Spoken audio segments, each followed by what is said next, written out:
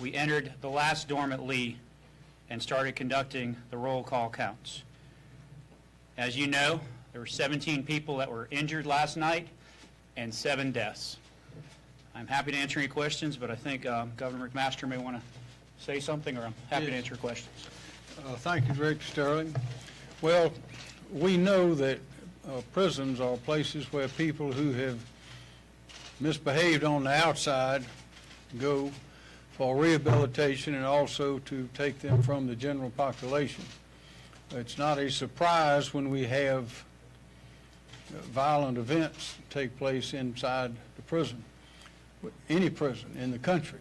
We have rules and regulations, we have protocols, we have training, and there's an enormous effort made to be sure that these kinds of things do not happen or are kept at a minimum.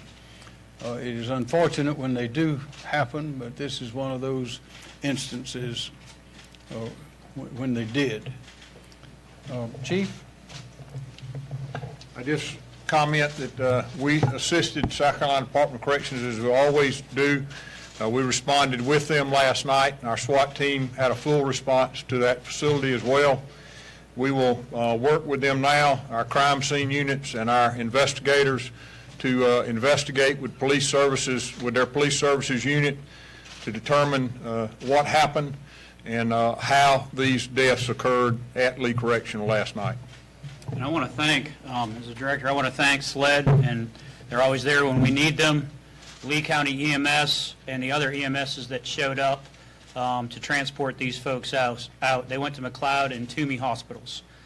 I know a lot of people are going to wonder what happened. What we believe from the initial investigation is that this was all about territory. This is about contraband. This is about cell phones, and you've heard us talk about these over and over again. These folks are fighting over real money and real territory while they're incarcerated.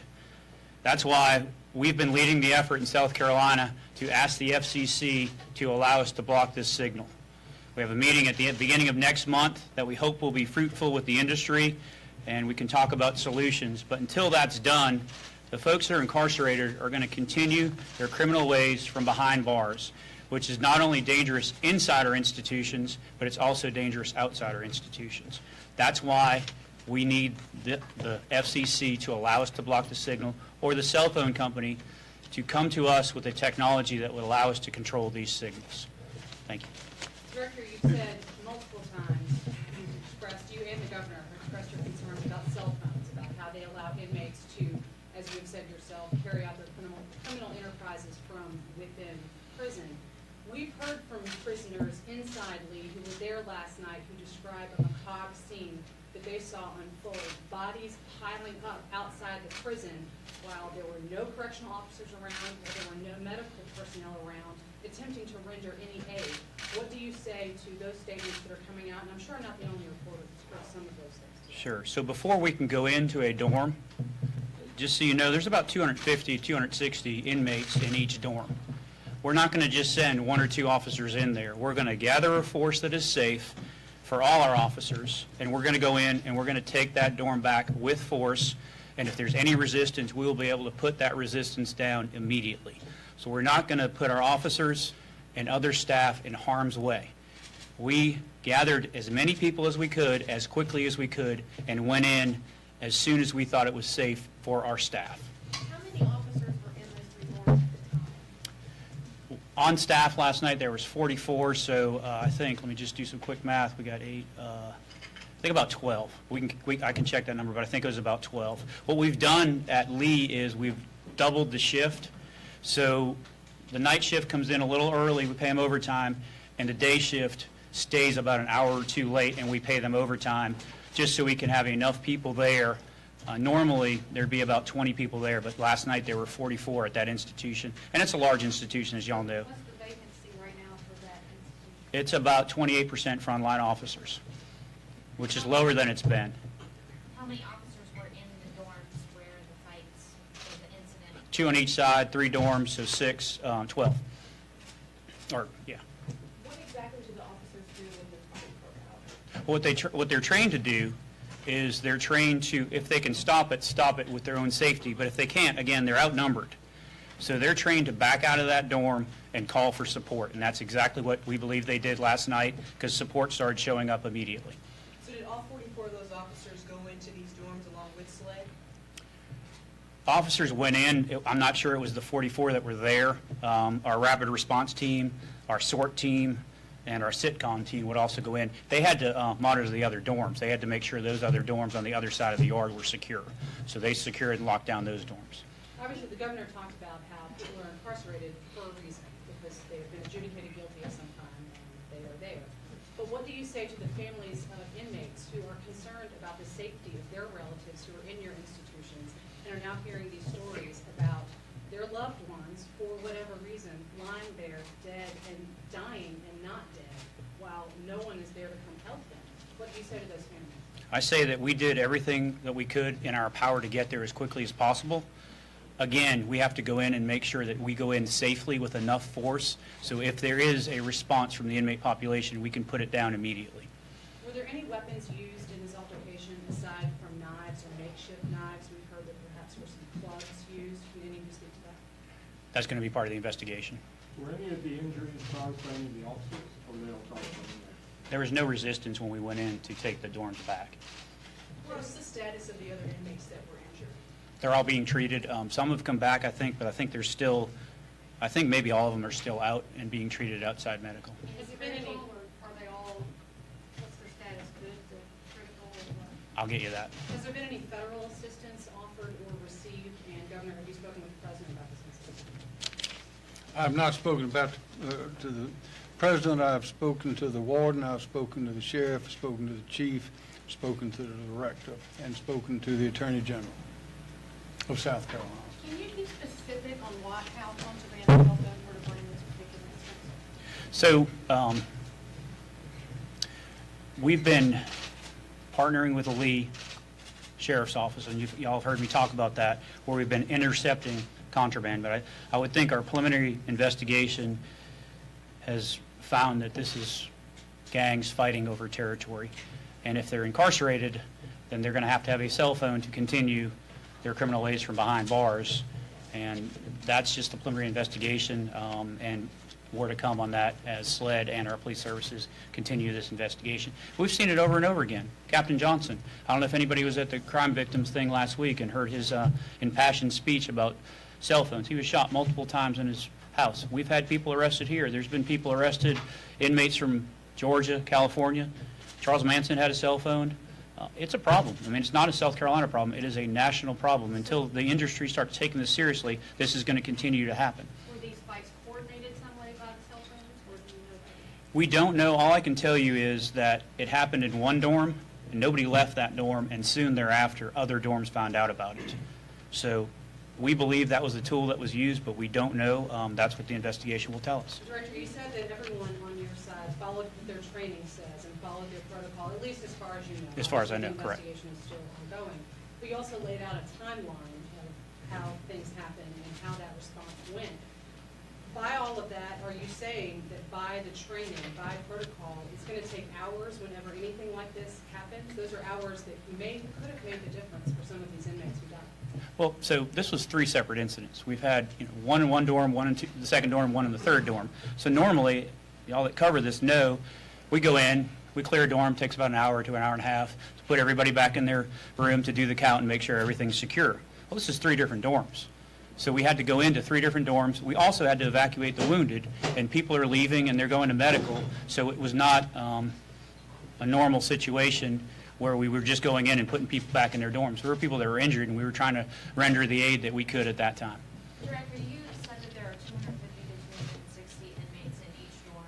Are they in a common area, or are they, double bunked or triple bunked? They'd be double bunked in a individual cell, cells? and that'd be split. It's a butterfly, so there'd be probably 130 and 130, but they're in individual cells. Individual by themselves? No, I'm sorry, they're in 2 individual cells, So like they're double bunked and in they a were cell. locked up at the time of these? They were being counted and locked up. That's when it started. That's why we have the 2 shifts there at that time to make sure that it's done appropriately and we have enough officers there. We've heard from inmates who say that the locking mechanisms on those doors don't work. Will a review of those kinds of measures be part of the investigation into what happened? Yes, they will. Director, do you have surveillance cameras monitoring the inmates? We do. Okay. And if so, do you have video of the altercation, how it started? Will that be a part of the investigation? That will be part of the investigation. We Two did. more questions. There are videos and photographs that are circulating on social media of inmates piled against a fence. One inmate appears to be injured because he's moving, blood on him. Can you confirm the authenticity of those photos and videos that are circulating? I cannot confirm the authenticity of those photos, but I do know that there were inmates that were put against a fence. Do you know by whom or is it? I think it was by the inmates. It was not by the staff. Let's be clear, was the staffing adequate? 44 at for your shift? 44 at Lee is good. We always want more, but again, as I said, because of what our operations staff did, Mike McCall decided to do this a couple months ago. We normally would have only had 16 to 20. And, you know, I'd like to thank the governor and I'd like to thank the legislature. We've expanded our pay for officers tremendously. We were losing 150 officers every year from 2011 till about 2 years ago, and then we broke even. Last year, we were up about 100. Our pay for level 3 officers has gone up about 24%.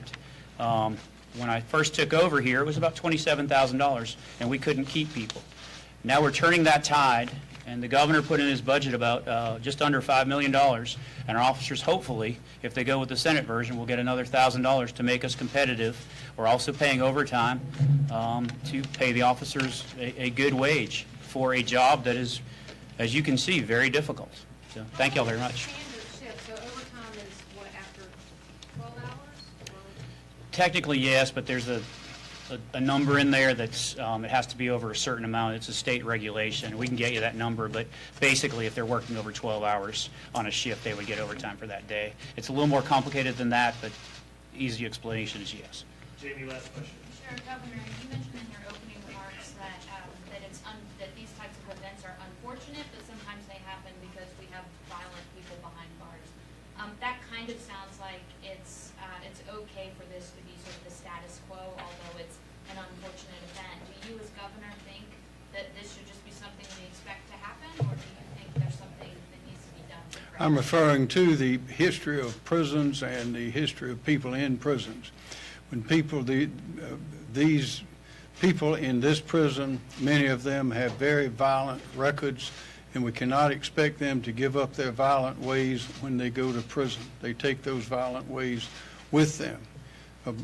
We do the very best we can to see that these things do not happen, and we try to minimize them and learn from them every time. Is there anything that you immediately want to see happen to try to prevent something like this from happening again? Well, as has been explained, there's a thorough analysis and investigation of exactly what happened, and that may give us some ideas. But again, these are dangerous people, and they are in prison because they have been judged to be so dangerous as to be required to be kept in prison. So we cannot expect them to give up their dangerous ways just because they're in prison. Will jamming cell signals fix this? And if it It'll doesn't- go a long way. Jamming those cell phone signals will do a lot. And Director Sterling should be commended. He has led this battle for the whole country. And I know that there are prisons all around this country that would be safer, federal prisons, state prisons, all, if this jamming were allowed, because you can have a dangerous, even violent person in the prison who is protected from interruption because he's in prison and locked up, protected even from the authorities, from the guards, because he's in lockdown, who can communicate with people outside and run his criminal activities from there. And as the director mentioned, there's one man, Captain Johnson, who was shot 4 times just on such a basis as that. Someone inside contracted with someone outside to kill him. And there are drug crimes, there are all sorts of crimes going on, as well as money being made by criminals dangerous criminals who are locked up, but through these contraband cell phones that the FCC will not allow us to block, they're able to conduct their criminal enterprises, and it is an absolute outrage that that is the law. But we are doing our best to see that that FCC rule is changed, and changed as quickly as possible. Thank you, guys. The FCC rehabilitation, is there any rehabilitation in place, like, that will help? with Yes, this? rehabilitation, yes, that always helps. We're fourth in the country, recidivism, we're doing a good job of rehabilitation. Thank you.